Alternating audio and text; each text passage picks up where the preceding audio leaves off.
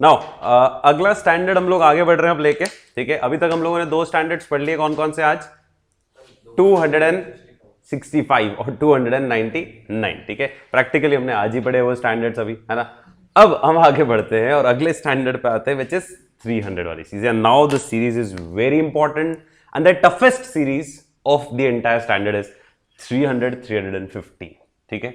इन दोनों स्टैंडर्ड्स को बहुत ध्यान से सुनना, और टफ भी है, ठीक है। तो आज के सेशन में, बचे हुए सेशन में, हम लोग ये 2 स्टैंडर्ड्स जो है वो कंप्लीट करेंगे, ठीक है। ध्यान से चलो स्टार्ट करते हैं, ठीक है। दोनों स्टैंडर्ड है, सीरियसली समझने हैं, सीरियसली सुनने, ठीक है, क्योंकि इंपॉर्टेंट है स्टैंडर्ड और थोड़ा सा टफ लगेगा आपको ये दोनों स्टैंडर्ड्स, ठीक है। अब ये जो 2 स्टैंडर्ड्स हैं, इनके लिए पहले मैं बैकग्राउंड शुरू करता हूं। ऐसे 300 और ऐसे 315 ये प्राइमरीली अपने को पढ़ने हैं, और ये पूरी की पूरी सीरीज जो है 300 वाली सीरीज मेनली ऑडिटर कैसे काम की शुरुआत करेगा, ठीक है, किस तरह से प्लानिंग करेगा, किस तरह से एंटिटी को समझेगा, उस रिस्क के खिलाफ रिस्पॉन्ड करेगा, उस स्टैंडर्ड के ऊपर है। मैं इस ऐसे 300 और 315 को शुरू करने से पहले, या 330 भी आएगा इसके अंदर, ये तीनों इंटरकनेक्टेड है, 3 तो, और एक 320 जो आएगा वो मटीरियलिटी का स्टैंडर्ड आ जाएगा, ठीक है। 4 स्टैंडर्ड है 300 की सीरीज में, ओके। सो ये 3 जो स्टैंडर्ड्स अपन पढ़ने वाले हैं, 300, 315, 320, पहले इन तीनों को पढ़ेंगे और फिर मटीरियलिटी अलग से पढ़ेंगे 320 बाद में। मैं इन तीनों का आपको कुछ कॉन्सेप्चुअल क्लैरिटी वापस बता रहा हूं, मतलब again the topic comes conceptual clarity session, ठीक है, जिसमें मैं आपको 2-4 चीजें क्लियर करने वाला हूं। सबसे पहली, मतलब I am not talking about any ऐसे right now, I am just talking about the concept right now, ठीक है। चलो पहला कॉन्सेप्ट, ऑडिट में प्रोसेस क्या होता है, वैसे मैं आपको ऑलरेडी बता चुका हूं। सबसे पहले क्या बनती है? स्ट्रैटेजी, याद है, ऑडिट स्ट्रैटेजी। फिर क्या बनता है? Audit plan. फिर क्या बनाते हैं? Audit programme. फिर क्या बनाते हैं? ऑडिट के प्रोसीजर, और प्रोसीजर के बाद ऑडिट मेथोडोलॉजी, ठीक है, और ऑडिट को कंक्लूड कर देते हैं हम लोग। इस तरह से चलती है भाई। स्ट्रैटेजी बनाई, प्लान बनाया, प्रोग्राम बनाया, प्रोसीजर लगाए, प्रोसीजर के अंदर मेथड्स जो होते हैं, इंस्पेक्शन, ऑब्जर्वेशन, वो लगाया, और सबूत इकट्ठे करके कंक्लूड कर दिया। ये हमारा नॉर्मल प्रोसेस होता है ऑडिट के अंदर। ये चीज आपको पहले पता होनी चाहिए, ठीक है, ताकि अब अपन जब पढ़ेंगे तो आपको कॉन्सेप्चुअल चीजें क्लियर होंगी पहले, तो पढ़ते समय आसानी से समझ में आ जाएगा। पहली चीज समझ में आती है, ठीक है। दूसरी चीज जो मैं आपसे पूछ रहा हूं इसमें, ठीक है, दूसरी चीज जो अपने को देखनी है इसके अंदर, सेकेंड इज ऑडिट के अंदर जब रिस्क असेसमेंट होता है, ये भी मैं ऑलरेडी आपको पहले बता चुका हूं, 3 टुकड़ों में होता है। सबसे पहले रिस्क को क्या करते हैं? आइडेंटिफाई। फिर रिस्क को क्या करते हैं? याद है, बताया था। और फिर रिस्क के खिलाफ क्या करते हैं? रिस्पॉन्स। अपन ने स्पेशल पॉइंटर्स में भी तो ये पढ़ा था, ठीक है। असेस का मतलब क्या होता है?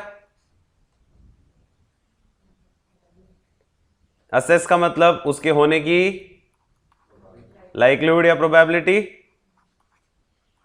और सेकेंड उसके ऊपर जो आया इंपैक्ट, ठीक है। ये दोनों देखे थे। इसमें एक चीज और मैं आपको ध्यान से समझा रहा हूं, सुनना। रिस्क आइडेंटिफाई कौन से लेवल पे होगी? असर्शन पे कि फाइनेंशियल स्टेटमेंट पे? नहीं, आइडेंटिफाई तो एक जगह ही होगी, या तो असर्शन लेवल पे होगी या फाइनेंशियल स्टेटमेंट लेवल पे। असर्शन पे इंडिविजुअल अकाउंट बैलेंस में मिस्टेक मिलेगी, इवैल्यूएशन अपन फाइनेंशियल स्टेटमेंट के एंगल से देखेंगे कि जो असर्शंस में हमें मिस्टेक मिली है उसका फाइनेंशियल इंपैक्ट, उसका लाइक्लीहुड कि ओवरऑल फाइनेंशियल स्टेटमेंट को कितना इंपैक्ट कर सकता है वो असेसमेंट में देखेंगे। तो आइडेंटिफिकेशन हमेशा कौन से लेवल पे होता है? असर्शन लेवल पे। Account balance, class of transactions, disclosure. Assessment हमेशा किसके एंगल से होगा? फाइनेंशियल स्टेटमेंट लेवल के एंगल से, क्योंकि आप असेस करोगे उसका इंपैक्ट, वो तो ओवरऑल पे ध्यान रखना है, और असर्शन लेवल पे आप आइडेंटिफाई करोगे, और फिर रिस्पॉन्स उसके बाद करना है कि भाई जो रिस्क दिख रही है मुझको, कि भाई वो जो रिस्क मैंने असर्शन लेवल पे आइडेंटिफाई करी, जिसका इंपैक्ट मुझे दिख रहा है फाइनेंशियल स्टेटमेंट के ऊपर अच्छा खासा आ रहा है, तो मुझे उस रिस्क के खिलाफ रिस्पॉन्स भी करना है। वो मेरे तीसरे स्टेप में आ जाएगा, रिस्पॉन्स, आइडेंटिफिकेशन, असर्शन। समझ में आ रही बात? ठीक है। ये जो रिस्क असेसमेंट नंबर 2 में डालता हूं, क्योंकि अपन सिर्फ कॉन्सेप्ट पढ़ रहे हैं। एक पहला कॉन्सेप्ट पढ़ लिया, दूसरा कॉन्सेप्ट पढ़ रहे हैं, इसको भी ध्यान से सुन लो पहले। सुनो सुनो सुनो, अभी खत्म नहीं किया मैंने अपना चार्ट। ये रिस्क असेस करने के लिए, इस रिस्क को असेस करने के लिए आपको क्या करना पड़ेगा पता है? आपको एंटिटी को और उसके एनवायरनमेंट को क्या करना पड़ेगा, अंडरस्टैंड। फाइन। और ये जो है ना, ये हमारा ऐसे 315 का नाम है, कहां तक, यहां तक, यहां से लेके, दिस इज ऐसे 315, दिस इज ऐसे 330, दिस इज ऐसे 315, ठीक है, फाइन, ओके। और ये प्लानिंग का एक तरह से क्या हो गया, पहला कदम हो गया, अंडरस्टैंडिंग ऑफ एंटिटी। दूसरा कदम रिस्क असेस करो, फिर इसके खिलाफ रिस्पॉन्ड करो। तो ये ओवरऑल जो स्ट्रक्चर अपन पढ़ रहे हैं, ये ऐसे 300 है प्लानिंग। प्लानिंग के अंदर आया एंटिटी को समझो, एनवायरमेंट को समझो, ठीक है भाई। ये जो ऐसे 300 पढ़ रहे हैं, क्या है, ये प्लानिंग है, ओके। एनवायरमेंट को समझो, रिस्क असेस करो 315 में, और रिस्क के खिलाफ रिस्पॉन्ड करनी है 330 में। और छोटी मोटी रिस्क देखनी नहीं होती, सिर्फ कौन सी रिस्क देखनी होती है, मटीरियल। तो ये बीच में जो एंट्री मारी है ना इसने, यहाँ पे ये इसलिए मारी है क्योंकि छोटी मोटी रिस्क को रिस्पॉन्ड करना ही नहीं है, मटेरियल रिस्क को रिस्पॉन्ड करना है, पर अपन उसको अलग से ही पढ़ेंगे, ठीक है। मतलब ये स्ट्रक्चर बता रहा हूं मैं आपको, जो अपन पढ़ने वाले, पढ़ना अपने को अलग ही है, ठीक है। ये कोई पूछने वाला नहीं क्या क्या होता है, कौन सा किससे रिलेटेड है, उससे कोई पूछेगा नहीं एग्जाम में, ना पूछने जैसा कोई क्वेश्चन है, बट पता होगा तो अपने लिए जो अपन जो पढ़ने वाले हैं ना, स्टैंडर्ड 300, 315, 330 आपको समझ में आसानी से आएंगे, ठीक है। तो इसीलिए हमने इसको पहले एक बार बैकग्राउंड स्ट्रक्चर मैंने आपके लिए बता दिया है। आपको इसमें से अगर कुछ लिखना हो, ड्रॉ करना हो तो कर सकते हो स्टार्ट में से, उसके बाद फिर हम लोग आगे बढ़ेंगे।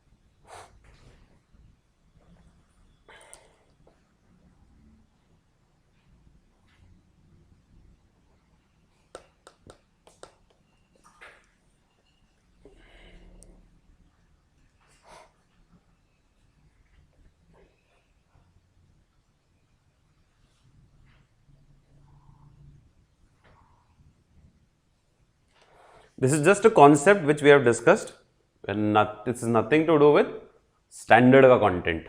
ये सिर्फ अपने जनरल एक बार कॉन्सेप्ट के लिए देख लिया है।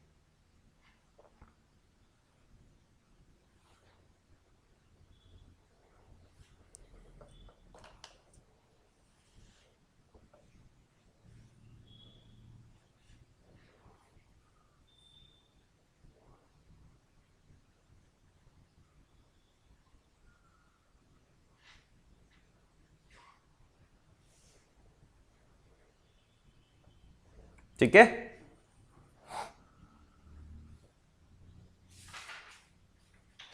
ओके। सो द 300 वाली सीरीज जो है बेसिकली इसी से रिलेटेड है, प्लानिंग मटेरियलिटी से रिलेटेड। अब मैं स्टैंडर्ड की शुरुआत कर रहा हूं आप लोगों के लिए, ठीक है। और स्टैंडर्ड को हम लोग अब शुरू करते हैं ऐसे 300 से, ठीक है। नाउ अच्छा स्टैंडर्ड है, इंपॉर्टेंट स्टैंडर्ड है, लैंग्वेज स्टफ, सो ध्यान से सुनना है सब लोगों को। ऐसे 300 का कॉन्सेप्ट शुरू कर रहा हूं, planning and audit of financial statement. आप लोग मुझे बताओ कि ऑडिटर को क्यों प्लान करना जरूरी है, मतलब वो अगर बिना प्लान के भी ऑडिट करेगा तो क्या फर्क पड़ेगा। भाई बिना प्लानिंग के ऑडिट करनी है, हर चीज थोड़ी प्लान करके कर सकते हैं हम लोग। तो नहीं करी हमने ऑडिट, प्लानिंग काम करना शुरू कर दिया, क्या दिक्कत हो सकती है या क्या नुकसान होगा कि प्लानिंग नहीं करी, और क्या फायदा होगा अगर प्लानिंग करी तो। टाइमली कंप्लीशन का एक दिक्कत हो सकता है, अगर आपने अनप्लान्ड तरीके से काम किया तो टाइमली कंप्लीट नहीं होगा। कंफ्यूजन हो सकता है, मतलब एफिशिएंसी और इफेक्टिवनेस नहीं हो पाएगी, ठीक है। जब आप परफॉर्म करोगे तो एफिशिएंसी और इफेक्टिवनेस हो सकता है कहीं अंडरमाइन हो जाए, प्राइमरीली यही कारण होता है, बचपन से पढ़ते आ रहे हैं ना, 12th से पढ़ते आ रहे हैं, प्लानिंग क्यों करनी होती है भाई? Deciding in advance what to do, when to do, how to do, काहे के लिए? ताकि हम लोग ऑप्टिमम यूटिलाइजेशन ऑफ रिसोर्सेज कर सकें। वो रिस्क बेस्ड ऑडिट तभी तो हो पाएगी ना। रिस्क बेस्ड ऑडिट याद है? रिस्क बेस्ड ऑडिट मतलब इसी अटेम्प्ट का भी क्वेश्चन है। रिस्क बेस्ड ऑडिट मतलब जिस एरिया में रिस्क ज्यादा है उस एरिया को आपको ज्यादा फोकस करना है। वो तभी कर पाओगे ना जब प्लानिंग में आपने सेट किया होगा कि कौन सा एरिया ज्यादा रिस्की है, कौन सा एरिया कम रिस्की है। ठीक है, तो बेसिकली ये समझ में आता है। अच्छा, प्लानिंग से पहले आपको क्या डेवलप करनी होती है? स्ट्रैटेजी। और उस स्ट्रैटेजी के अनुसार फिर आपको क्या डेवलप करना है? Plan.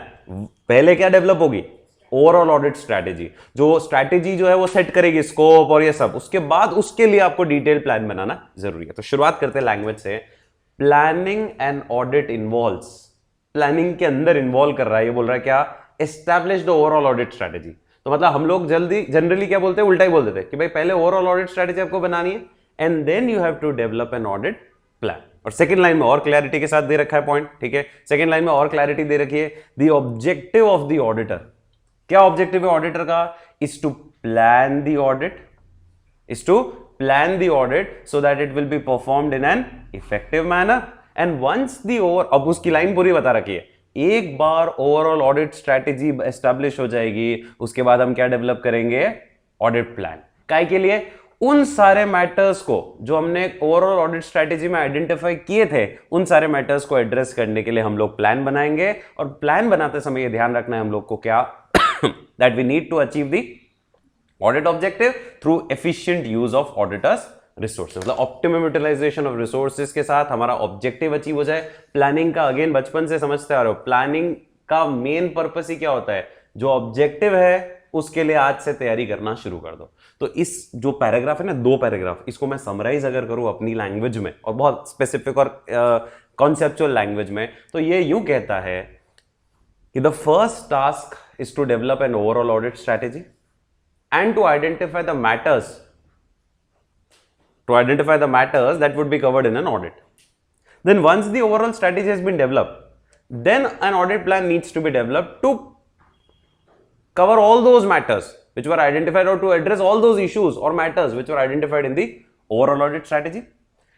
And by doing this, you would be able to complete the audit in an efficient, effective, timely manner.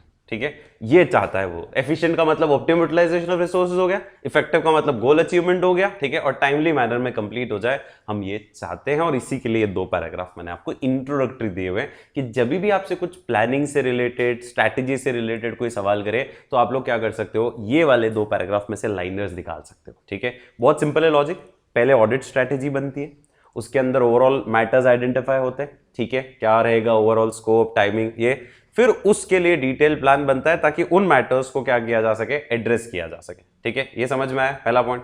दूसरा पॉइंट क्या बोलता है? दूसरा पॉइंट बोलता है एक बार आपने जो स्ट्रैटेजी बना ली है, ठीक है, उसके लिए मैटर्स आपने आइडेंटिफाई कर लिए, उनके लिए हमने डिटेल प्लान डेवलप कर लिया। उसके बाद क्या बोल रहा है? उसके बाद ये बोल रहा है कि आपको ये जो सब करना है ना, ये क्यों करना है? ताकि आपका ऑडिट एफिशिएंट, इफेक्टिव और टाइमली मैनर में क्या हो जाए? कंप्लीट हो जाए। आया समझ में? ठीक है, स्क्रीन पे दिख रहा है, क्लियर है, कंफर्टेबल हो? चलो आगे बढ़ रहे हैं। अब आ रहा है पहला सवाल। इस टॉपिक के अंदर 5 क्वेश्चन है जो आपको याद करने, डायरेक्ट क्वेश्चंस होंगे। ठीक है, वहां पे भले केस स्टडी बेस्ड आएगा पर आपके लिए डायरेक्ट है वो। पहला सवाल, various matters to be considered while developing overall audit plan, question number 1 इस स्टैंडर्ड का। इसमें 5 सीधे सटीक, 4 स्पेसिफिक है, एक थोड़ा सा घुमा के, बाकी 4 स्पेसिफिक है। 4 सीधे सटीक क्वेश्चंस हैं और इनमें से क्वेश्चन आने के चांसेस पूरे हैं। पहला सवाल, जब आप अपना ओवरऑल प्लान डेवलप करोगे तो उसके लिए क्या क्या कंसिडर करोगे, किन किन मैटर्स को ध्यान रखोगे? और बहुत इजी आंसर है इसका, ट्रिक से समझा रहा हूं, सुनना। मैं क्या बना रहा हूं? प्लान बना रहा हूं। प्लान बनाने से पहले मुझे किन किन मैटर्स को कंसिडर करते हुए प्लान बनाना है, उसके लिए बहुत ट्रिक सिंपल है। देखो, प्लान में मुझे वो सारी एरिया कवर करने पड़ेंगे जो मैंने अपने स्कोप में सेट किए। और स्कोप कौन सेट करता है आपका? स्कोप कौन सेट करता है? 3 चीजें। स्कोप कौन सेट करता है ऑडिटर का? तीन चीजें स्कोप सेट करती है ऑडिटर का। टर्म्स ऑफ एंगेजमेंट, क्या कर रहे हो, ऐसे 200 में पढ़ा था ना, स्कोप ऑफ ऑडिट बचपन से पढ़ते आ रहे इंटर से। क्या स्कोप ऑफ ऑडिट कौन सेट करता है? Terms of engagement, requirement of law और आईसीए के प्रोनाउंसमेंट्स। ठीक है, ये तीन चीजें आपका क्या सेट कर रही है? स्कोप। तो इनमें जो जो लिखा है वो तो आपको करना ही है, प्लान में कवर करना ही है, क्योंकि वो चीज तो कवर करनी है आपको। ठीक है, तो 3 पॉइंट ऐसे उठा सकते हैं अपन, समझ गए? कौन कौन से उठाए?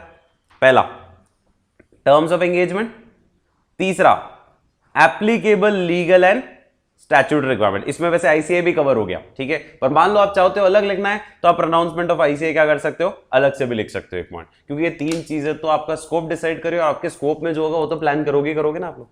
समझ में आया? तो 3 पॉइंट कहां से उठाने हैं? 3 पॉइंट उठाने हैं कहां से? स्कोप से। ठीक है, 3 पॉइंट उठाने हैं आपको पता है किससे? 3 पॉइंट आपको उठाने हैं मटीरियलिटी के एंगल से। 3 points from the angle of materiality. अब मैं बताता हूं क्यों। भाई जो हाई रिस्क एरिया है, जो सिग्निफिकेंट एरिया है, जिस पे आपको ध्यान देना जरूरी है, उस पे लिए ज्यादा प्लानिंग करनी पड़ेगी। तो 3 पॉइंट ये वाले कौन से? देखो, e identification of significant audit areas, setting of materiality level, और each conditions which require special attention. ऐसे कोई कंडीशन तो आपको नजर नहीं आ रही है जो स्पेशल अटेंशन डिजर्व करती है आपका, तो उसके लिए आपको प्लान अकॉर्डिंगली करना पड़ेगा। तीनों मटीरियलिटी एंगल से पॉइंट है, सिग्निफिकेंस, मटीरियलिटी और ऐसी कोई कंडीशन जो स्पेशल अटेंशन डिवोट कर रही है, तो मतलब वो इंपॉर्टेंट एरिया है। तो 3 मटीरियलिटी के एंगल से आ रहा है समझ में? ठीक है, फिर 2 पॉइंट आए अदर लोगों से भी तो मदद लेनी है भाई, उसके लिए भी प्लान पहले से करना पड़ेगा। मुझे एक्सपर्ट से हेल्प लेनी है, मुझे अदर ऑडिटर से हेल्प लेनी है, मुझे इंटर्न ऑडिटर से। मतलब इन शॉर्ट ये वाली सीरीज हो गई ऐसे 600 series. Involvement of other auditor 600 and expert 620, and ये के वाला work of internal auditor and the extent of reliance on their work 610। तो तीनों आ गए, 600, 610 और 620। इसके लिए प्लानिंग करनी पड़ेगी आपको पहले से। समझ में आ गया? ठीक है, इसमें कोई दिक्कत नहीं है। ओके, इसके बाद आपको पता है ना, ऑडिटर 2 ही चीजें चेक करता है ऑडिट में। कौन सी? पहली इंटरनल कंट्रोल्स, दूसरी अकाउंटिंग सिस्टम। पहले अगेन बताया था मैंने आप लोगों को, 2 ही चीजें ऑडिट में होती है। अभी भी बता रहा हूं, ध्यान से सुनना, हमेशा पूछूंगा, बार बार पूछूंगा, दिमाग में सेट करना। ऑडिट में ऑडिटर 2 ही चीजें चेक करता है। प्राइमरीली एक जो उसको चेक करना है वो तो है अकाउंटिंग सिस्टम, लेकिन उससे पहले वो एक बार क्या देख लेता है? इंटरनल कंट्रोल अगर कोई है तो उसको देख लेता है। तो 2 ही सिस्टम तो चेक करता है ऑडिटर ऑडिट के अंदर, और तीसरे के हाथ ही नहीं लगाना है उसको। एक इंटरनल कंट्रोल इवैल्यूएशन कर सकता है, एक अकाउंटिंग सिस्टम। इन शॉर्ट हमारे 2 प्रोसीजर होते हैं ऑडिट के अंदर। कौन से? इंटरनल कंट्रोल को चेक करने के लिए कौन सा प्रोसीजर होता है? Compliance procedures. और अकाउंटिंग पार्ट को चेक करने के लिए कौन सा होता है? Substantive procedure. ठीक है, अभी पढ़ेंगे, सब आने वाला है ऐसे 500 में, सब बताऊंगा मैं आपको, पर अभी पता होनी चाहिए ये चीजें। ठीक है, बेसिक चीजें जनरली पता होनी चाहिए। अब नहीं पता है तो हाथ हाथ याद करते जाओ। अब अगली बार पूछूं कितने क्या चेक करता है ऑडिटर? 2 ही चीजें चेक करता है सर। कौन कौन सी? इंटरनल कंट्रोल और अकाउंटिंग सिस्टम। ठीक है, और उससे पहले वो रिस्क असेस कर लेता है। इसलिए ऑडिट प्रोसीजर्स 2 टुकड़ों में बांट रखे होते हैं, रिस्क असेसमेंट प्रोसीजर और further audit procedure. Further audit procedure के अंदर कंप्लायंस और सब्सटैंटिव होते हैं। ठीक है, तो ये पॉइंट आए 2 यहां से, एक तो अकाउंटिंग पॉलिसी, अकाउंटिंग सिस्टम, और एक कितना रिलायबल है उनका इंटरनल कंट्रोल सिस्टम, ताकि उसके अकॉर्डिंगली मैं प्लान कर लूं। ठीक है भाई, एक बार देख लो ओवरऑल अकाउंटिंग सिस्टम कैसा है, ओवरऑल इंटरनल कंट्रोल कैसा है, उसके हिसाब से प्लानिंग कर सकते हो। तो 2 पॉइंट वहां से लिए। 2 पॉइंट कहां से लिए? जो चीजें ऑडिटर चेक करता है। ठीक है, अकाउंटिंग सिस्टम और इंटरनल कंट्रोल सिस्टम। ठीक है, 2 पॉइंट वहां से ले लिए। ओके, अब बचा कितने? 2 पॉइंट और बचे। देखो, एक तो ये ऐसे 500 nature and extent of audit evidences to be obtained. आपको सबूत ज्यादा इकट्ठे करने हैं तो प्लान भी ज्यादा करना पड़ेगा। ठीक है, और एक कौन सा और कौन बचा? सेकंड वाला रिपोर्टिंग, ऐसे 700 कि रिपोर्ट का टाइमिंग क्या है भाई? आपको 15 दिन में रिपोर्ट देनी है, 25 दिन में रिपोर्ट देनी है, तो आपको प्लानिंग भी उसी हिसाब से करनी पड़ेगी। ठीक है, ये सारे पॉइंट किसको कंसिडर करने हैं? ऑडिटर को कंसिडर करने हैं। मतलब अगर इसमें आपको मैं बताऊं, ठीक है, तो देखो ये वाला ऐसे कौन सा हो गया? 200 स्कोप ऑफ ऑडिट वाले पॉइंट्स हो गए। ये आपका 320 मटीरियलिटी के आसपास घूम गया। ये 600 की सीरीज हो गई पूरी।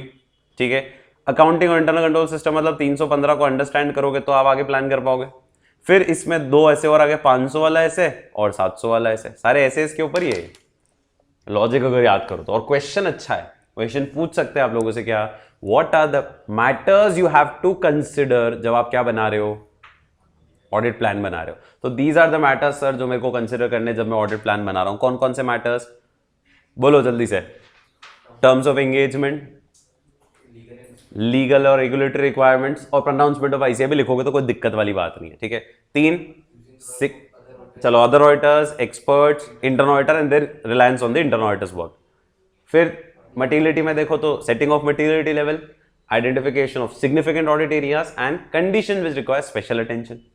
फाइन, दो उसमें से ले लो, accounting policy adopted by the client and the internal controls and the degree of reliability on internal controls, ठीक है। फिर 2 पॉइंट ऐसे इसमें से ले लो, nature and extent of evidences to be obtained and nature and timing of reporting क्या रखनी है अपने को, ठीक है। हो गया हमारा सारा का सारा पॉइंट क्लियर।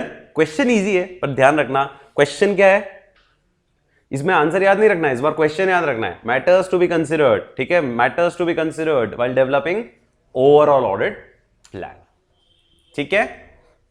कोई दिक्कत नहीं, आगे बढ़ूं, चलो। फिर उसके बाद एक चार्ट है, चार्ट तो मैंने सिंपल सा दे रखा, आपको ये लिखना है तो लिख सकते हो। हाँ, मैंने जो ट्रिक लिखी है साइड में, आपको ट्रिक लिखनी है लिख सकते हो। इसमें तो शायद थोड़ी क्लियर नहीं दिख रही होगी पर एक बार समझ में आ जाएगी आप लोगों को। बहुत ज़्यादा भी अपने को इसमें नहीं जाना है पर बेसिक ट्रिक है एक, कि अपने स्टैंडर्ड्स कवर हो गया, 3 पॉइंट वहां से हो गए, 2 पॉइंट वहां से हो गए, ऐसा कुछ लिखना है तो आप लिख सकते हो। फिर मैं आगे बढ़ता हूं।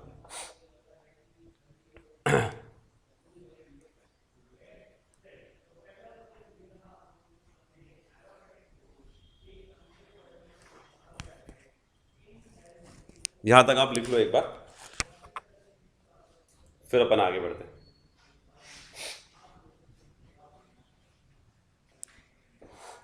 सब लोगों ने कॉपी कर लिया, आगे बढ़े, चलो। अब हम लोग आगे बढ़ रहे हैं नेक्स्ट टॉपिक के ऊपर एंड द सेकंड। अच्छा, ये चार्ट सिंपल सा दे रखा है, प्लानिंग एंड ऑडिट के अंदर पहले ऑडिट स्ट्रेटजी बनाते हैं, फिर प्लान बनाते हैं ताकि आप अपना ओवरऑल ऑब्जेक्टिव अचीव कर सको efficient effective utilisation of resources के साथ। ये अपन पढ़ चुके। Second question, question number 2। इस बार क्वेश्चन आ रहा है ऑडिट स्ट्रैटेजी के ऊपर। ध्यान रखना, टॉपिक कौन सा है, ऑडिट स्ट्रैटेजी के ऊपर। ऑडिट स्ट्रैटेजी के अंदर कौन कौन सी स्टेप्स इंक्लूडेड होती है, और ये भी अच्छा क्वेश्चन है। ऑडिट स्ट्रैटेजी की स्टेप्स पूछ रहा है। अब ऑडिट स्ट्रैटेजी की स्टेप एक तरह से इनडायरेक्टली शुरुआत किससे होती है, प्लानिंग से। और प्लानिंग का पहला स्टेप क्या होता है, knowledge of business law. Business की नॉलेज लोगे तो ही आगे काम कर पाओगे, तो पहला है knowledge of business law. Knowledge of business लेने के बाद आपका स्टडी मटेरियल कहता है आप एनालिटिकल प्रोसीजर परफॉर्म करो। एनालिटिकल प्रोसीजर सुना है, रेशियोज एंड ट्रेंड्स पास्ट के एनालाइज करो। फिर उसके बाद इनहेरेंट रिस्क को ढूंढो और उसके बाद इंटरनल कंट्रोल सिस्टम को इवैल्यूएट करो। स्टेप फॉलो यही करनी है क्योंकि स्टडी मैट यही कहता है हमको। वापस बोल रहा हूं, सुनना, बहुत सिंपल सी स्टेप्स है। अच्छा, इन तीनों की डिटेल मैंने क्यों नहीं दी है यहाँ पे, क्योंकि देखो इसके लिए तो पूरा पूरा स्टैंडर्ड है, ठीक है। इनहेरेंट रिस्क क्या होती है उसका मैं अलग से भी एक कॉन्सेप्चुअल क्लैरिटी टॉपिक लूंगा, ठीक है, वो बताऊंगा मैं आपको। और एक इंटरनल कंट्रोल पता ही हम लोग को पढ़ते हुए आ रहे हैं हम लोग अदर ऑडिट से भी, इंटरनल कंट्रोल सिस्टम्स क्या होता है, ठीक है।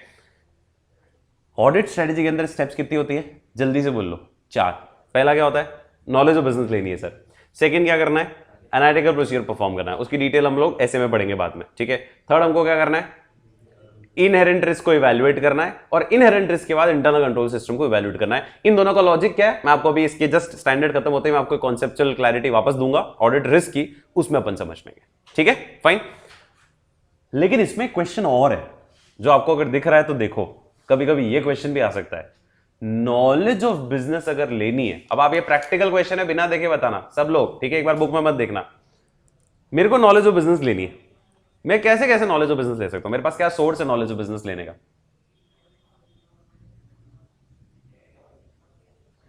भाई मैं ऑडिटर हूं, मैं ऑडिट कर रहा हूं, मान लो मुझे नॉलेज ऑफ बिजनेस लेनी है, तो मेरे पास क्या सोर्स है नॉलेज ऑफ बिजनेस लेने का। आप सोचो, आप ऑडिट करने जा रहे हो, आपको क्लाइंट के बारे में नॉलेज चाहिए, उसके बिजनेस के बारे में, आपके पास क्या क्या तरीके हैं, क्या क्या सोर्सेज होंगे जहां से आपको नॉलेज ऑफ बिजनेस मिल सकती है। इंडस्ट्री, वो कहां से देखूंगा, वही तो पूछ रहा हूं, सोर्स कैसे आएगा। वेबसाइट पे देख सकते हो, मैगजीन से देख सकते हो, गूगल पे सर्च कर लिया, वही वेबसाइट पे देख लिया, वेबसाइट कंपनी वेबसाइट या जनरल गूगल पे सर्च कर लिया, और पिछले साल के फिर ये एनुअल रिपोर्ट देख लो, मिनट्स देख लो, वो भी उसी में मिल जाएंगे। एमओए देख लो, बिल्कुल हो सकता है। बेसिक सोर्स समझ में आया ना, ठीक है, सोर्सेस। कहां कहां से आपको पता चलेगा, ठीक है। और सबसे अच्छा तो क्लाइंट से बात करके पूछ लो, ठीक है। चलो सो ये तो भूल गए है ना। सो पहला क्लाइंट की क्या पढ़ लो, एनुअल रिपोर्ट, मिनट्स, इंटरनल कोई फाइनेंशियल मैनेजमेंट रिपोर्ट आई है करंट ईयर या प्रीवियस पीरियड की, फिर पिछले साल के अगर ऑडिटर के वर्किंग पेपर्स मिल जाएं, ठीक है, मांग सकते हो है ना। फिर क्लाइंट के साथ डिस्कस कर लो, क्लाइंट ने कोई बुकलेट इशू कर रखी है, पॉलिसी बुकलेट, प्रोसीजरल मैनुअल कोई बुकलेट इशू कर रखी है, वो देख लो। फिर आईसीआई या कोई प्रोफेशनल बॉडी या कोई इंडस्ट्री का कोई पब्लिकेशन है, जर्नल है, मैगजीन है, न्यूज़पेपर, टेक्स्ट बुक है, ठीक है, उस इंडस्ट्री से रिलेटेड, उस एंटिटी से रिलेटेड, वो पढ़ लो। फिर स्टेट ऑफ इकोनॉमी देखना जरूर, देश के इकोनॉमिक हालात कैसे और उस क्लाइंट के बिजनेस पे कितना इफेक्ट कर सकती है इकोनॉमी, ठीक है। और क्लाइंट के प्रीमाइसेस पे विजिट करके भी उसके बारे में ओवरलुक ले सकते हो एक बार, ठीक है। सो ये याद रखना, ये क्वेश्चन भी अलग से आ सकता है क्योंकि छोटा क्वेश्चन है और प्यारा क्वेश्चन है, 4-5 नंबर में तो बनते हैं ऐसे क्वेश्चन, ठीक है। क्या कि सोर्सेस क्या क्या हो सकते हैं नॉलेज ऑफ बिजनेस लेने के लिए, तो 5-6 सोर्सेस तो क्लाइंट के एंगल से हो गए। क्लाइंट से डिस्कस कर लो, क्लाइंट की एनुअल रिपोर्ट देख लो, क्लाइंट के मिनट्स देख लो, क्लाइंट की प्रोसीजरल पॉलिसी कोई मैनुअल बना रखी वो देख लो, ठीक है। क्लाइंट के प्रीमाइसेस पे विजिट कर लो, ठीक है, ये तो क्लाइंट के एंगल से हो गए। ऑडिटर पिछला अगर ऑडिट वर्किंग पेपर देते वो देख लो, industry publication, ICA publication, text books, magazines, जहां से पता चले वहां से देख लो, ठीक है। स्टेट ऑफ इकोनॉमी क्या चल रही है और उसका इफेक्ट क्या आ सकता है इस क्लाइंट के बिजनेस के ऊपर, वो देख लिया हम लोगों ने। और अगर क्लाइंट ने कोई बुक छपा रखी है, इंटरनल कोई मैनेजमेंट रिपोर्ट छपा रखी है, वो भी वेरीफाई कर सकते हो, वो क्लाइंट वाले पॉइंट में आ जाएगा। Question number 2 very clear, audit strategy के 4 स्टेप्स समझ में आ गए। बाकी तीनों अपन डिटेल में पढ़ेंगे, बी सी डी बाद में, ठीक है। डी ऑलरेडी अपन डिस्कस कर चुके हैं, इंटरनल कंट्रोल सबको बता चुका हूं मैं ऑलरेडी। बी और सी अपन बाद में डिस्कस करेंगे, बी के लिए पूरा स्टैंडर्ड है 520 और सी के लिए अभी मैं बताऊंगा स्टैंडर्ड के बाद आपको, ठीक है। आगे बढ़ू, तीसरा सवाल, अच्छा सवाल नहीं, अभी एक पैराग्राफ आ रहा है। ये पैराग्राफ इसलिए दिया मैंने जानबूझ के ताकि इसमें एक लैंग्वेज आ रही है जो आपको ध्यान रखनी है, ठीक है। एक जनरल क्वेश्चन हर स्टूडेंट के दिमाग में कभी कभी आता है, अभी जरूरी नहीं अभी आए, बाद में भी आ सकता है, और वो ये है कि आप सर कह रहे हो, हमेशा बोलते हो नॉलेज ऑफ बिजनेस लो, नॉलेज ऑफ बिजनेस लो, और अभी बताया आपने कि नॉलेज ऑफ बिजनेस कैसे कैसे सोर्सेज से लेनी है। ये नॉलेज में कितनी लूं भाई, ऐसे तो अनगिनत, पूरी दुनिया कम पड़ जाएगी अगर आप नॉलेज लेने की कोशिश करते हो। तो ये नॉलेज ऑफ बिजनेस जो मैं लेने की कोशिश कर रहा हूं, मैं कैसे लूं, मैं कैसे लूं तो पता चल गया, कितनी लूं ये सवाल है, कितनी लूं, जितनी अपनी ऑडिट के लिए रेलेवेंट हो। अब देखो तो अगर आप लेने जाओगे तो बहुत सारी चीजें रेलेवेंट होगी, पर अपन सब नहीं लेते हैं, रेलेवेंस तो सब कुछ हो जाएगी। तो कोई और इसका डिप्लोमेटिक आंसर बताओ, लॉजिक सही कह रहे हो आप, जो ऑडिट के लिए जरूरी है वही लेनी है, पर इसको थोड़ा डिफरेंट स्टाइल से बोलो, क्योंकि ऑडिट के लिए तो बहुत सारी चीज जरूरी होगी जो अपन ने नहीं भी ली है। इसको डिफरेंट स्टाइल से बोले, सर उतनी ले लो, कितनी, अब उस लैंग्वेज को पढ़ो, शानदार लैंग्वेज।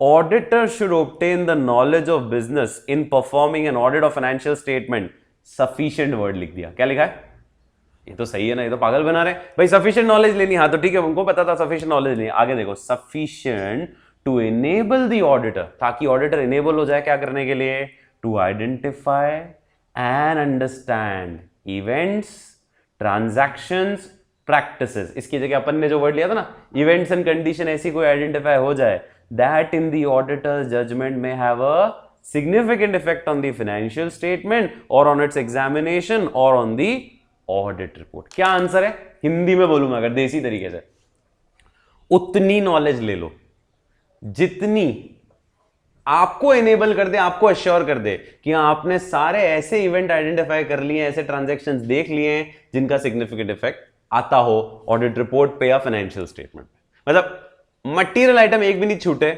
इतनी नॉलेज ऑफ बिजनेस ले लो, छोटे मोटे छूट जाए तो कोई फर्क नहीं पड़ेगा, ठीक है। और आगे और कंटिन्यू कर रहा है, ये नॉलेज फिर ऑडिटर यूज करेगा क्या करने के लिए, इनहेरेंट रिस्क और कंट्रोल रिस्क को असेस करने के लिए, और इसी नॉलेज ऑफ बिजनेस से वो अपने nature, timing, extent of audit procedure भी डिसाइड करेगा, क्योंकि प्लानिंग के बाद प्रोग्राम बनाएगा तो उसमें नेचर, टाइमिंग, एक्सटेंट उसी के बाद डिसाइड करेगा वो, ठीक है। तो ये नॉलेज से आपको इनहेरेंट और कंट्रोल रिस्क भी असेस करनी है।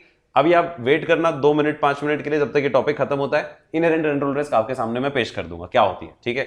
अभी के लिए अभी एक बार सिंपल लाइन देख लो कि ये नॉलेज जो है हमें इनहेरेंट और कंट्रोल रिस्क असेस करने में मदद करेगी, और फिर हमारे nature, timing, extent of audit procedure हमको कितना लगाना है वो असेस करने में मदद करेगी। समझ में आ गया आंसर, ये लाइन पूछेगा नहीं डायरेक्टली कहीं, पर ये जरूरी है कहीं सेट करने के लिए, ठीक है, कि कितनी नॉलेज लेनी है, बोलो, sufficient to enable the auditor to ensure that all the significant transactions or the significant event, yeah, indirectly all the events and transactions which are having a significant effect on the financial statement audit report can be examined, identified. ठीक है, और हमने जो trick लिखी थी ना उसमें भी तो ये लिखी थी, ऑडिटर शुड,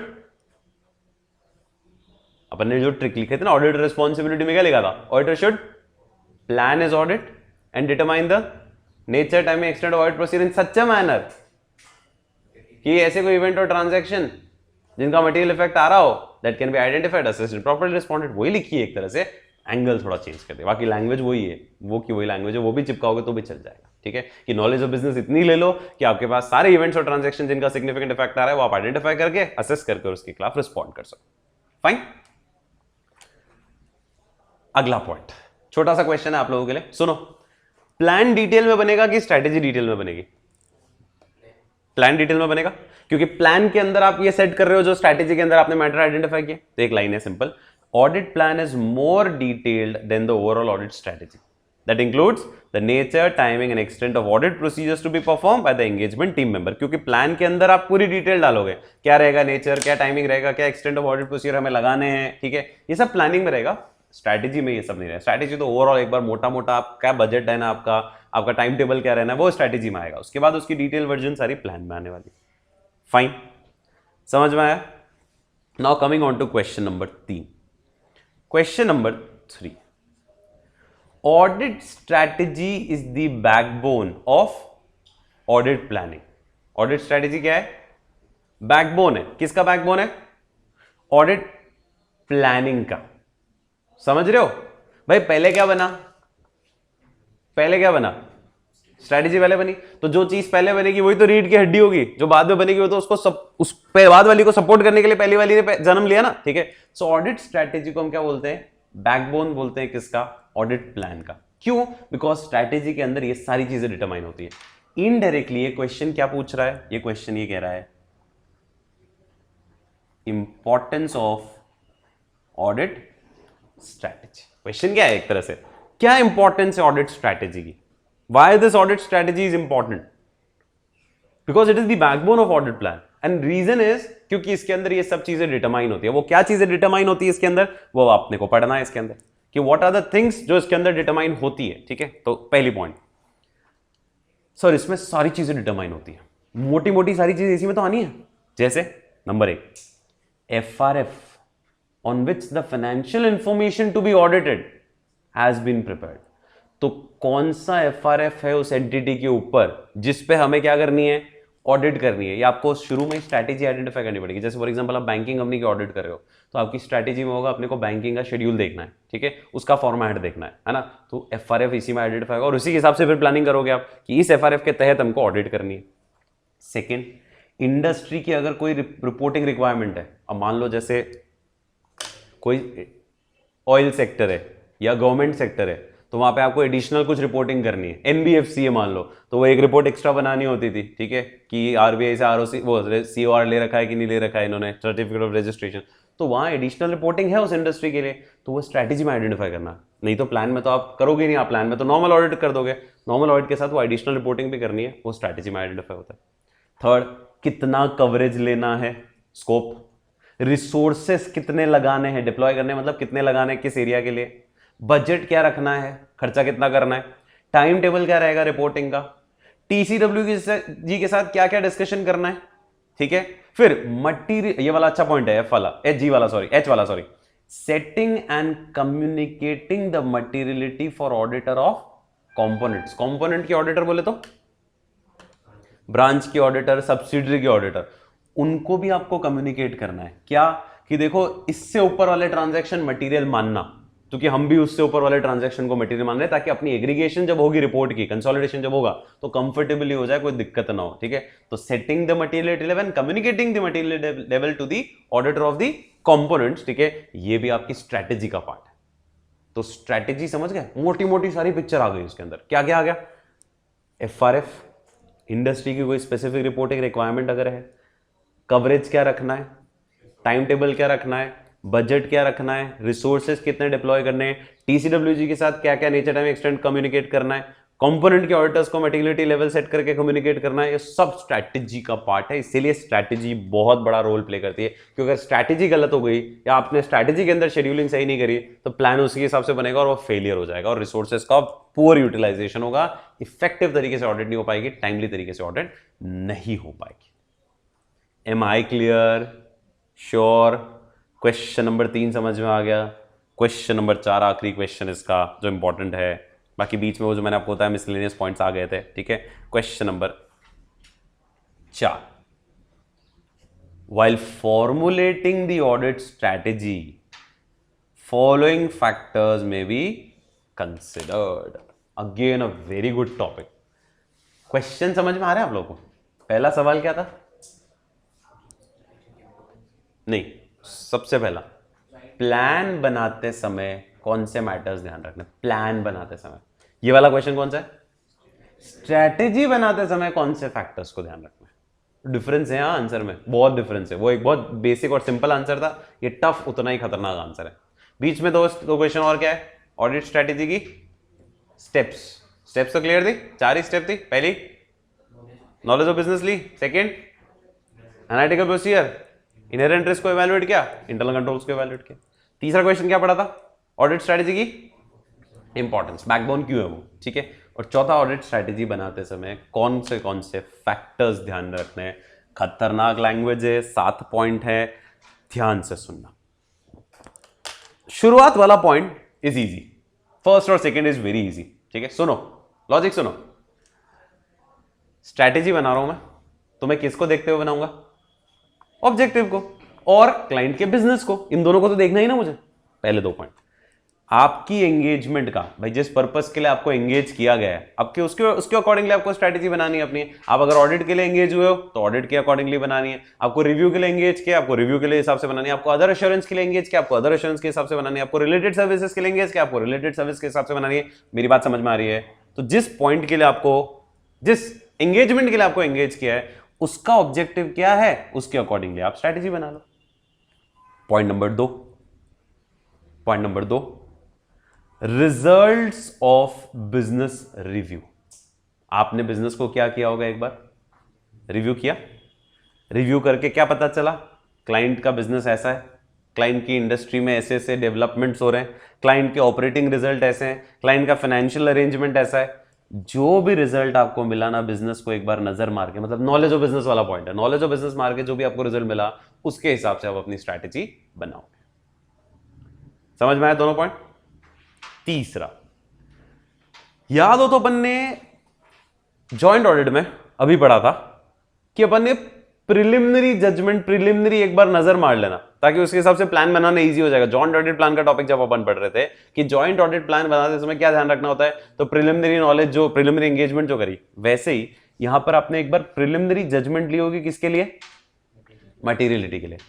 तो जो मटेरियल आइटम्स हैं उनके लिए आप स्ट्रैटेजी ज़्यादा अच्छे से बनाओगे, जो कम मटेरियल होंगे उनके लिए स्ट्रैटेजी में जगह नहीं भी होगी तो चलेगा, ठीक है। तो जो प्रिलिमिनरी जजमेंट लिया आपने मटेरियलिटी का, उसको ध्यान में रखते हुए आप अपनी स्ट्रैटेजी डेवलप करोगे। फिर एक अगला पॉइंट सिंपल है, अगर कोई इनहेरेंट रिस्क आइडेंटिफाई हुई है इनिशियली, तो उसको ध्यान में रखते हुए आपको स्ट्रैटेजी बनानी है या अपडेट करनी पड़ेगी, ठीक है। इनहेरेंट रिस्क हमेशा किस में मिलती है? बुक्स ऑफ अकाउंट्स के अंदर, और वो दूर नहीं हो सकती, आपने सुना है इनहेरेंट है वो, ठीक है। कौन कौन सी होती है inherent risk? Quality of accounting system अच्छा नहीं है आपका, आपके बुक्स ऑफ अकाउंट्स में लफड़े हैं, ठीक है, पुअर कंट्रोल्स हैं, तो उसमें होना ही होना है, ठीक है। नेक्स्ट, अब 3 पॉइंट ध्यान से सुनो। अगेन थोड़ा क्या रिलेशन है इनहेरेंट रिस्क वाले टॉपिक से इस टॉपिक का, पर एक बार मैं समझा देता हूं, फिर मैं इनहेरेंट रिस्क वाला टॉपिक ले लूंगा, ठीक है। उसके बाद वापस अगर जरूरत होगी तो ये समझा दूंगा। इनहेरेंट रिस्क किसकी वजह से होती है? पुअर अकाउंटिंग सिस्टम, और उसके लिए फिर मैनेजमेंट उसको रोकने के लिए क्या लगाता है? Internal control. लेकिन इंटरनल कंट्रोल भी वीक निकला तो फिर मेरे को मेरे nature time extend of audit procedure बढ़ाने पड़ेंगे। भाई मैं कंप्लायंस प्रोसीजर लगाऊंगा सबसे पहले कंट्रोल्स को चेक करने के लिए, वो अच्छे से नहीं लगेंगे या उसमें गड़बड़ निकली तो सब्सटेंटिव बढ़ाऊंगा। अगले 2 पॉइंट ऐसे ही है, ये तीनों लिंक्ड है point, 4th, 5th, 6th। 4th में क्या देखा? इनहेरेंट रिस्क कोई है क्या? 5th में देखो the degree to which the audit team should carry out further assessment of controls as a means of reducing the substantive testing.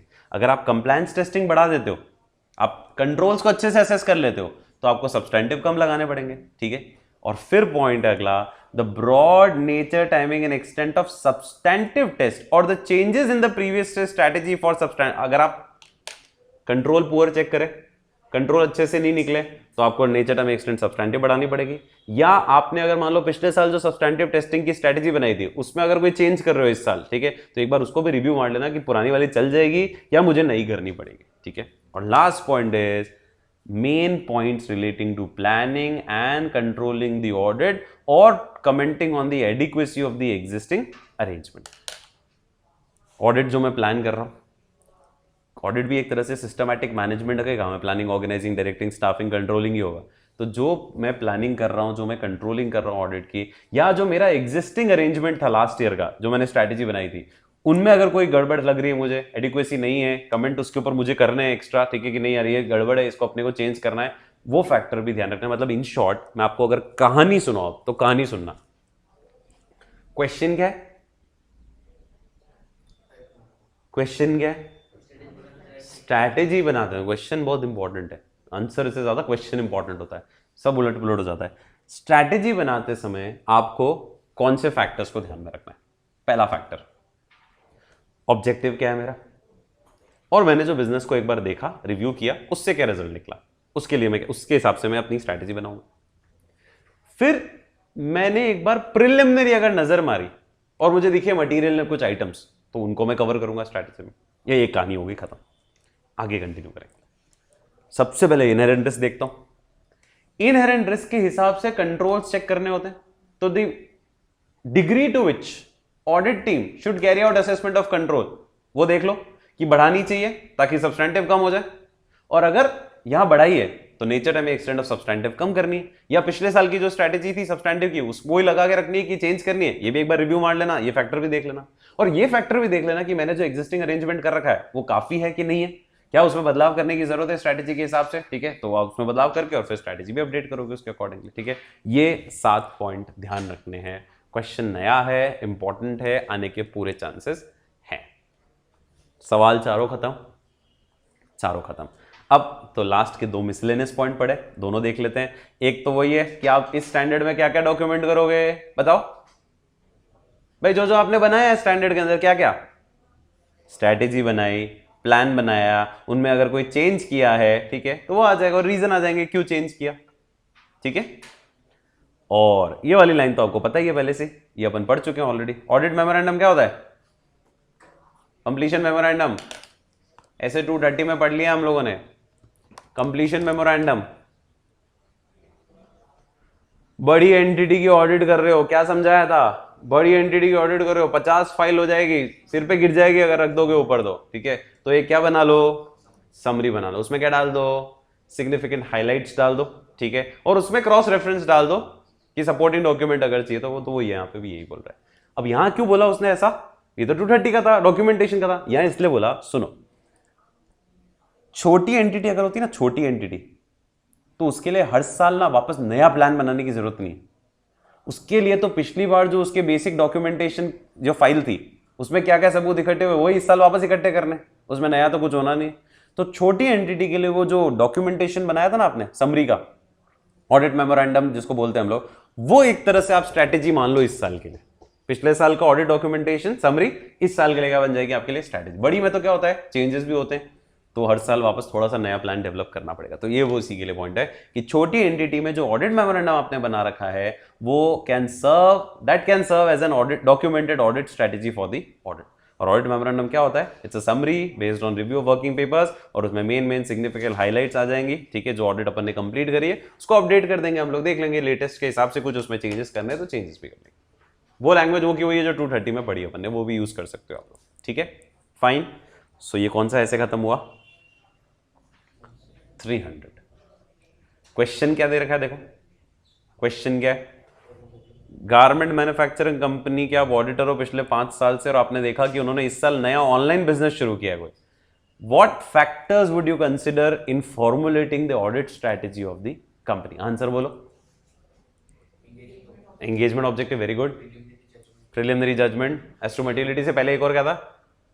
एक रिजल्ट ऑफ बिजनेस रिव्यू, ठीक है, क्या डेवलपमेंट्स तो नहीं हो रहे कोई, है ना। फिर preliminary judgement as to materiality, फिर आइडेंटिफाइड इनहेरेंट रिस्क, पहले कंप्लायंस, फिर सब्सटैंटिव की नेचर में एक्सटेंड, और लास्ट में main points relating to planning, controlling the audit और commenting on the adequacy of the existing arrangement. Fine, comfortable, great. 4 question समझ में आ गए, चारों इंपॉर्टेंट है, स्टैंडर्ड इंपॉर्टेंट है, ठीक है. ये वाली सीरीज जनरली बच्चे स्किप करके जाते हैं, 300 वाली सीरीज जनरली. अब मैं आपको एक वो बता रहा हूं, कॉन्सेप्चुअल क्लैरिटी का topic. Ready? Listen very carefully now, क्योंकि कॉन्सेप्चुअल क्लैरिटी आ रहा है, ठीक है. We are not talking about any standard, we are just talking about conceptual clarity. So now we are talking about the family of audit risk. We are talking about the family of audit risk, ठीक है. पहला सवाल आप लोगों से, audit risk क्या होती है पता है? कभी सुना है? What is audit risk? सोचो, what is audit risk? Audit में रिस्क है हमेशा. What is audit risk? सवाल यही है, सोचो, दिमाग लगाओ.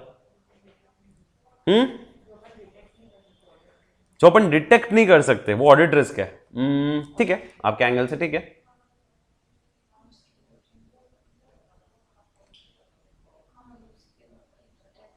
मतलब आपको पता है कि आप डिटेक्ट नहीं कर पाओगे शुरू में, क्योंकि ऑडिट रिस्क तो शुरू से ही है. ऑडिट शुरू होने से पहले भी बोलते हैं ऑडिट रिस्क होती है, और हम कंफर्म है कि हम डिटेक्ट नहीं कर पाएंगे. इनहेरेंट रिस्क का एक छोटा बेबी है. मैं तो पापा का नाम पूछ रहा हूं. पापा कौन होता है? पापा को एक्सप्लेन करो, बच्चों को बाद में एक्सप्लेन करेंगे. अनअवॉइडेबल रिस्क है ऑडिट रिस्क, मान लिया, क्योंकि अवॉइड तो कर ही नहीं सकते, हमेशा होती है.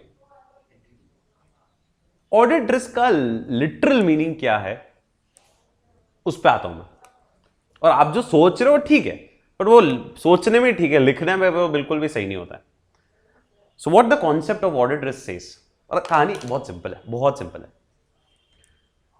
मैं ऑडिट कर रहा हूं, मैंने प्लान किया एसएस के अनुसार, ऑडिट परफॉर्म करी एसएस के अनुसार, सब कुछ एसएस के अनुसार किया मैंने, फिर और ओपिनियन भी दे दी सबूतों के साथ. फिर भी रात को सोते समय मन में एक डर है कि मैंने जो ओपिनियन दी है वो गलत हो सकती है. श्योर बोल सकते हो क्या? 100% नहीं, ओपिनियन जो दी वो बिल्कुल सही बोली, नहीं. आपके मन में एक डर हमेशा है कि I may have expressed an inappropriate audit opinion.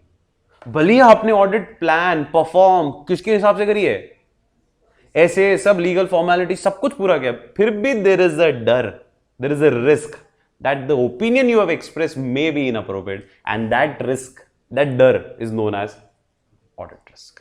ये डर कैसे आया? ये डर इसलिए आया कि कुछ छुपे हुए फ्रॉड्स हो सकते हैं जो मैं नहीं डिटेक्ट कर पाया, जो इंटेंशनल में स्टेटमेंट्स हो सकते हैं, इन शॉर्ट जो मैनेजमेंट ने फ्रॉडुलेंट फाइनेंशियल रिपोर्टिंग कर रखी हो सकती है, मैनेजमेंट ने इंटरनल कंट्रोल्स को ओवरराइड किया हो सकता है, मैनेजर इंटरनल कंट्रोल्स पर रिलाय किया, वो फेलियर हो सकते हैं, वो डेफिशिएंट हो सकते हैं. मैंने पूरी कोशिश करी पर there is always a risk. तो ऑडिट रिस्क की ऑफिशियल डेफिनेशन यही है. क्या? शॉर्ट में लिखूं, रिस्क ऑफ एक्सप्रेसिंग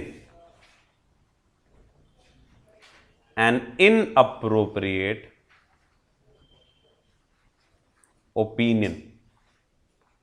आगे भली लिखना तो आगे लिख सकते हो, even though the audit has been planned and performed as per regulatory professional standard, but there is always a audit risk refers to risk of expressing inappropriate opinion by the auditor.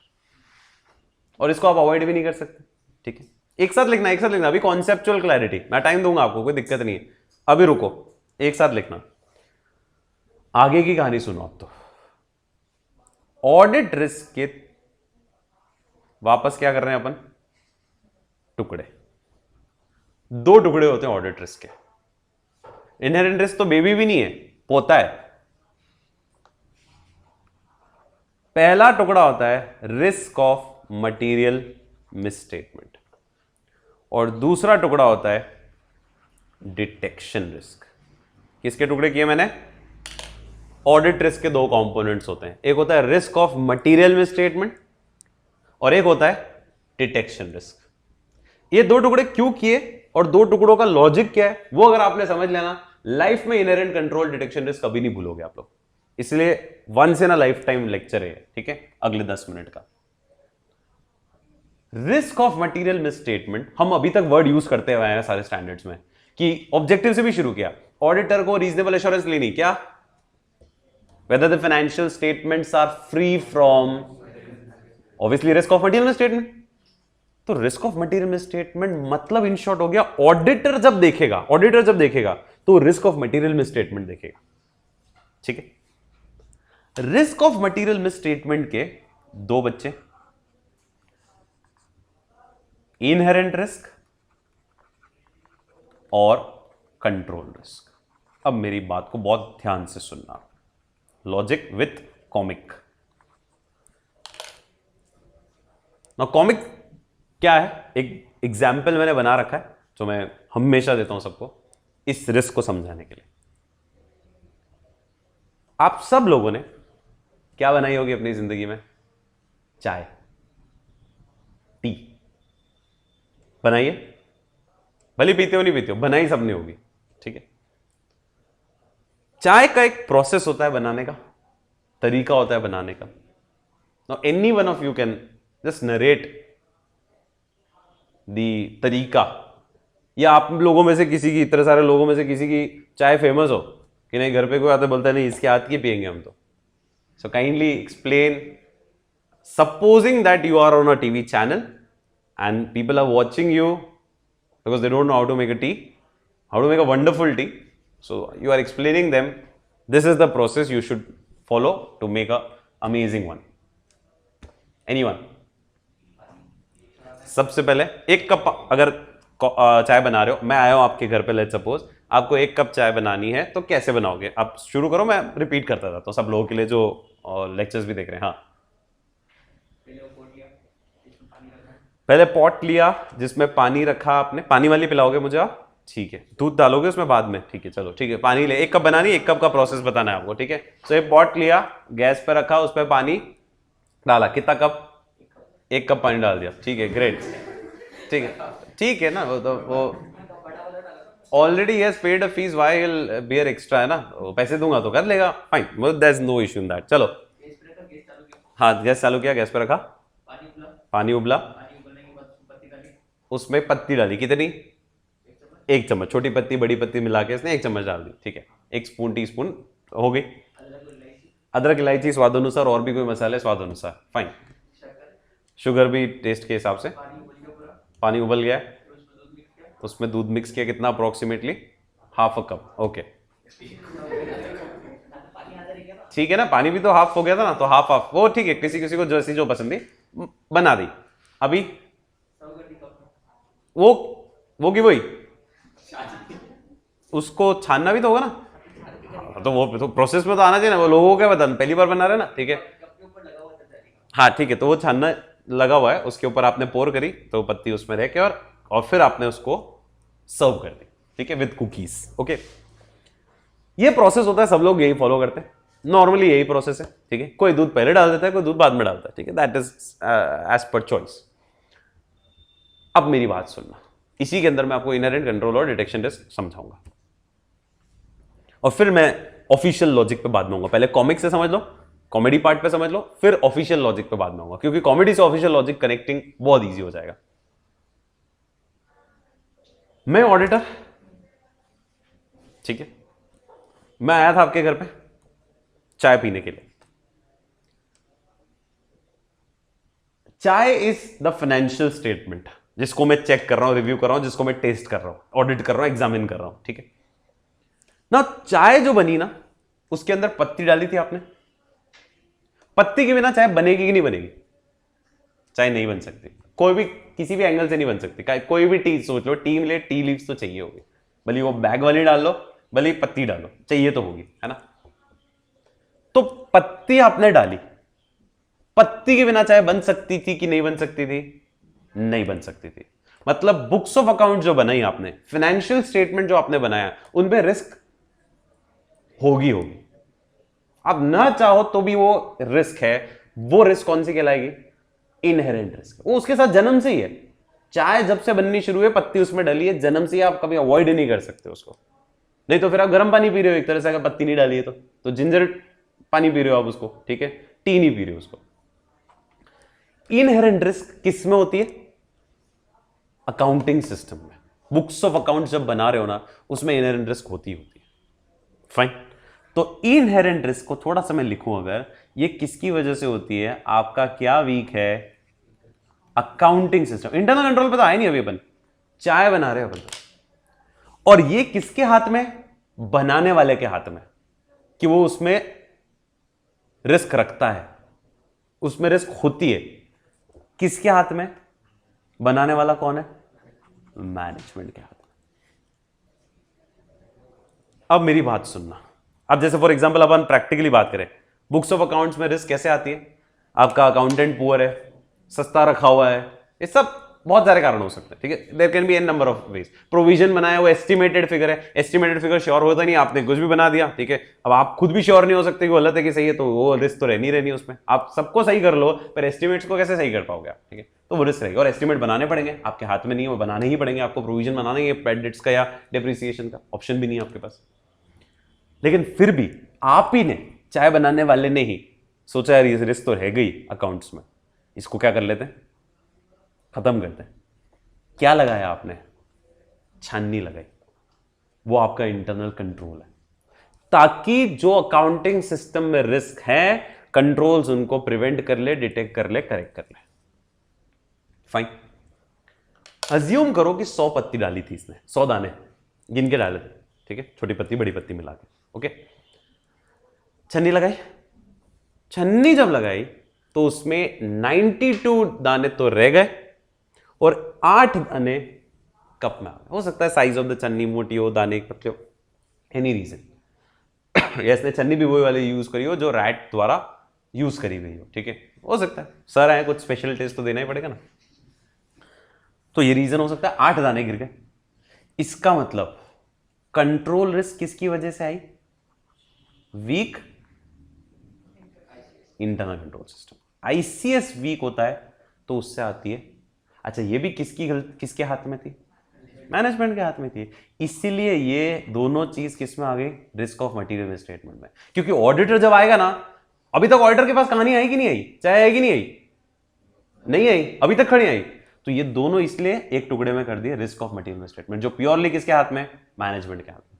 इसीलिए auditor यही देखता है whether the financial statements are free from, whether the chai is free from risk of material misstatement। उसमें दोनों आ गए, inherent risk से free है, control risk से फ्री। और आप इन दोनों को ज्वाइन करो ना, इन दोनों को कोरिलेट करो। तो मैं एक डेफिनेशन बताता हूं आपको, सुनना ओरली।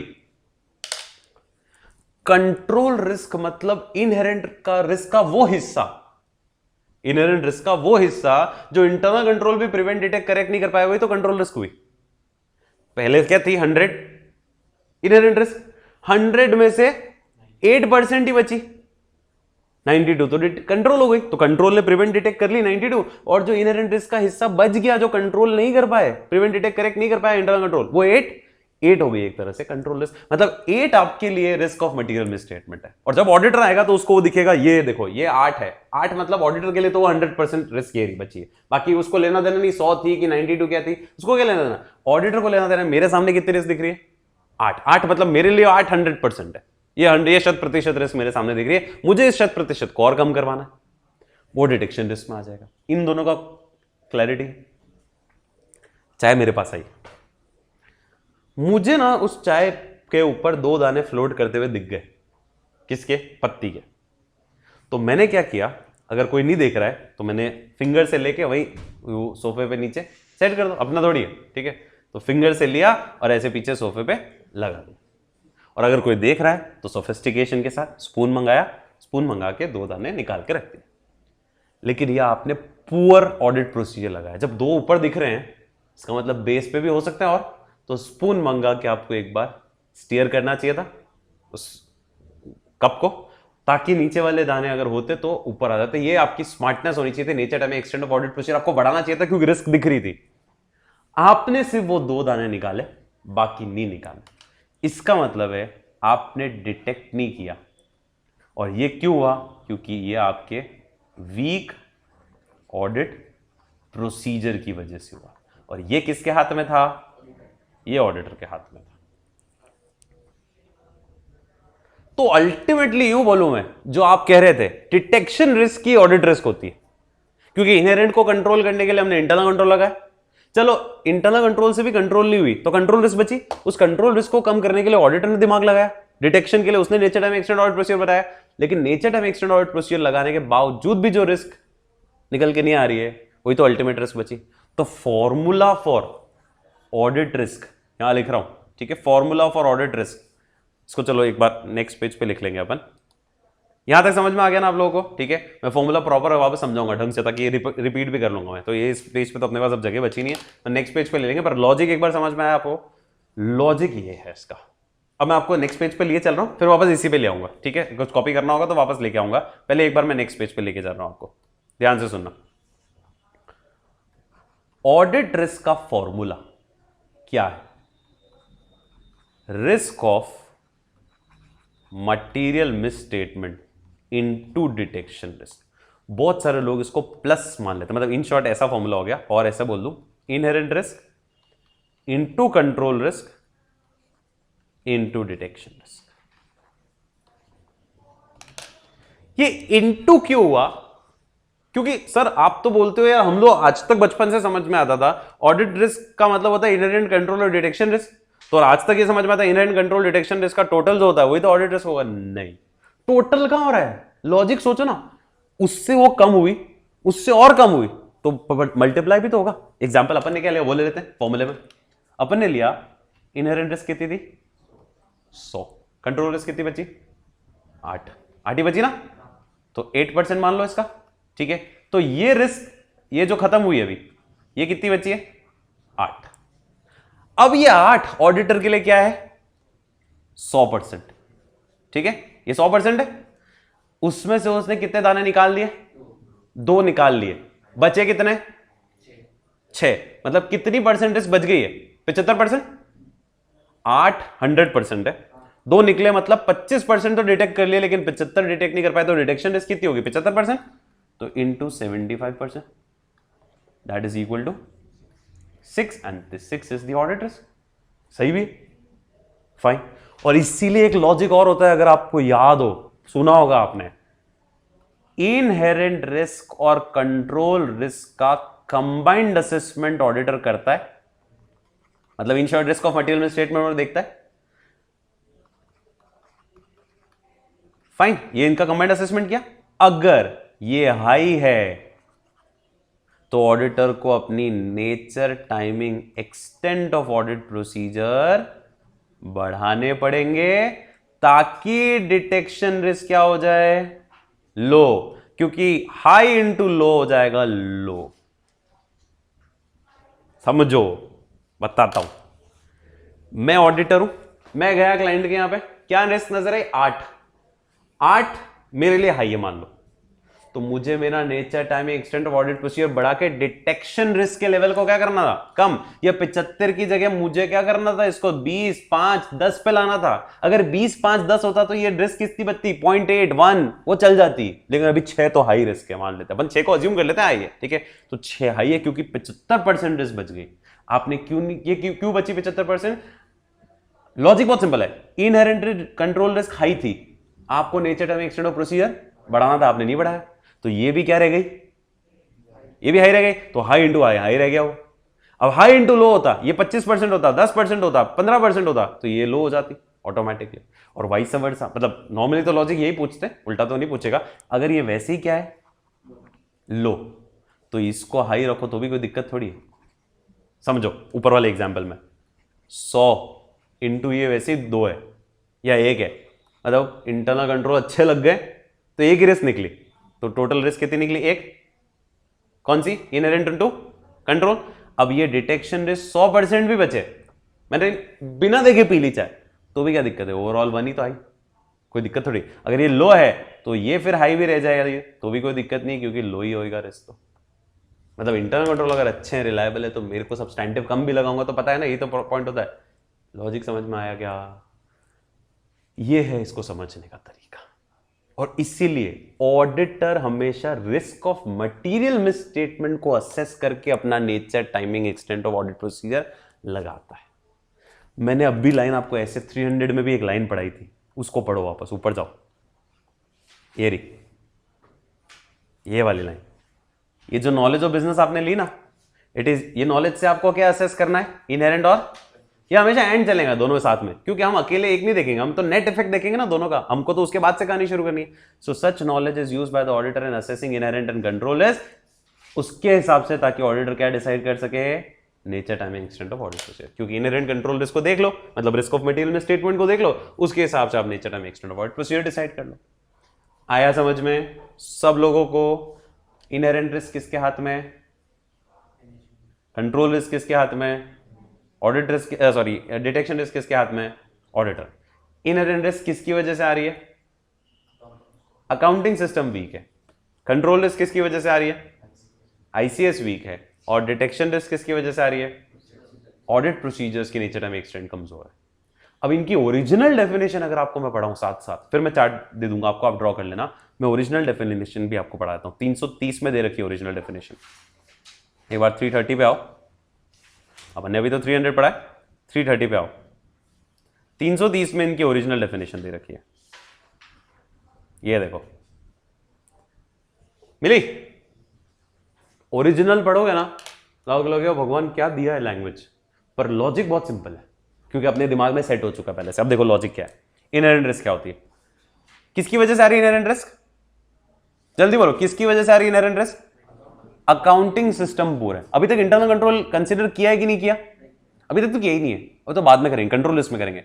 इसमें तो कंट्रोल को देखना ही नहीं है, इसमें हम देख रहे हैं। अच्छा, रिस्क कहां मिलेगी, आइडेंटिफाइड रिस्क कहां मिलती है, कौन से लेवल पे, असर्शन लेवल पे। देखो इनहेरेंट रिस्क मतलब ये ससेप्टेबिलिटी है। ससेप्टेबिलिटी का मतलब क्या होता है, शक है, डाउट है कि एक असर्शन कौन सा, क्लास ऑफ ट्रांजैक्शन भी हो सकता है, ये तो पता ही आपने, अकाउंट बैलेंस भी हो सकता है और डिस्क्लोजर भी हो सकता है। हमें शक है कि उस असर्शन में क्या हो सकता है, मिस स्टेटमेंट, और वो मिस स्टेटमेंट मटीरियल हो सकता है अकेला इंडिविजुअली भी, या वो मिस स्टेटमेंट दूसरे मिस स्टेटमेंट के साथ मिलकर एग्रीगेट हो सकता है। और ये सब हमें सस्पिशंस कब है, जब हमने इंटरनल कंट्रोल को अभी तक कंसिडर नहीं किया है। लैंग्वेज भी इजी, अब कुछ नहीं किया इन्होंने, भी क्या किया है, जो जो अलग अलग पॉइंट है वो मिक्स करके लेके original definition. Identified risk, inherent risk मतलब ससेप्टेबिलिटी है, शक है कि एक असर्शन के अंदर, चाहे वो अकाउंट बैलेंस हो, क्लास ऑफ ट्रांजैक्शन हो, डिस्क्लोजर, उसमें मिस स्टेटमेंट हो सकता है, और वो मिस स्टेटमेंट अकेला भी मटेरियल हो सकता है और दूसरों मिस स्टेटमेंट के साथ मिला के भी मटेरियल हो सकता है। मतलब ये ब्रैकेट वाली लाइन है तो नी भी लिखोगे ना तो भी चल जाएगा। कहानी इतनी सी है, ससेप्टेबिलिटी कि एक मिस स्टेटमेंट हो सकता है बिफोर कंसिडरिंग इंटरनल कंट्रोल, और वही तो अपन ने लिखा था, वीक अकाउंटिंग सिस्टम की वजह से, वीक अकाउंटिंग सिस्टम की वजह से मिस स्टेटमेंट आने के चांसेस जो है वो आ गए, और इसमें इंटरनल कंट्रोल हमने कंसिडर किया ही नहीं। ये ब्रैकेट वाला लिखना है आपको, वो तभी तो मजा आएगा, लैंग्वेज तभी तो बनेगी, नहीं तो इतना सा लिख के मजे क्या आएगा। पर मैं बता रहा हूं आपको कि ये ब्रैकेट वाली चीज तो क्या अपनी वैसे भी लॉजिक के साथ चल रही थी, वैसे अपने को आती है वाली चीजें, तो ठीक है। आगे बढ़ो, कंट्रोलर्स बता दो।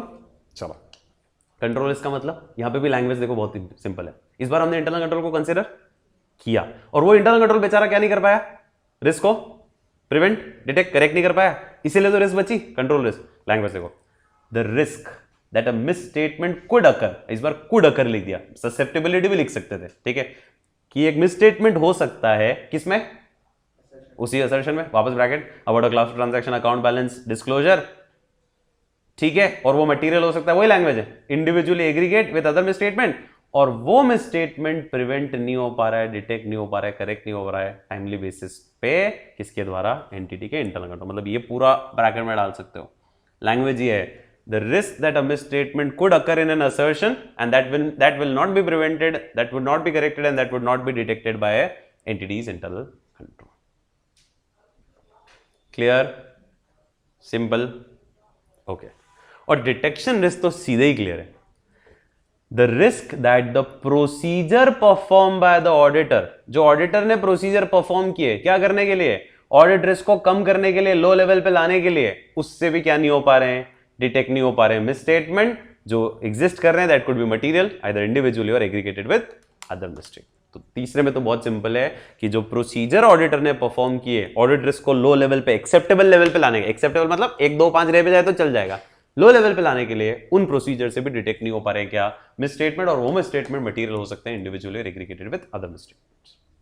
फाइन, समझ में आया, पक्का? क्लैरिटी है।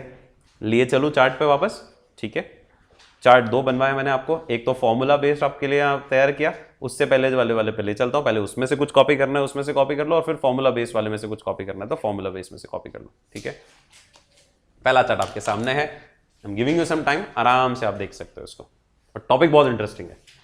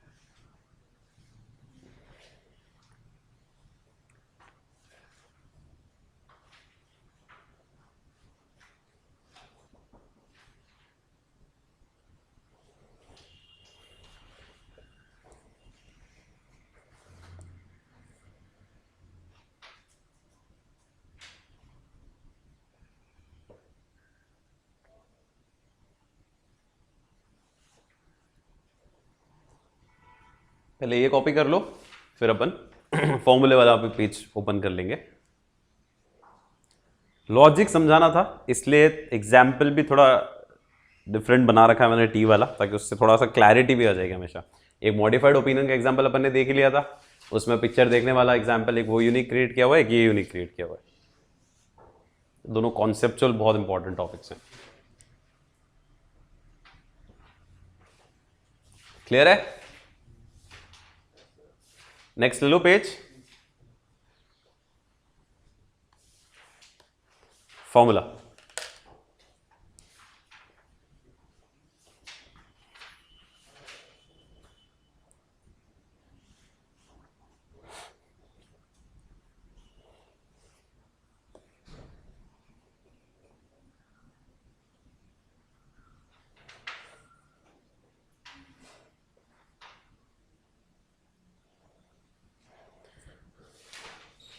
लिख लो आप सब लोग आराम से।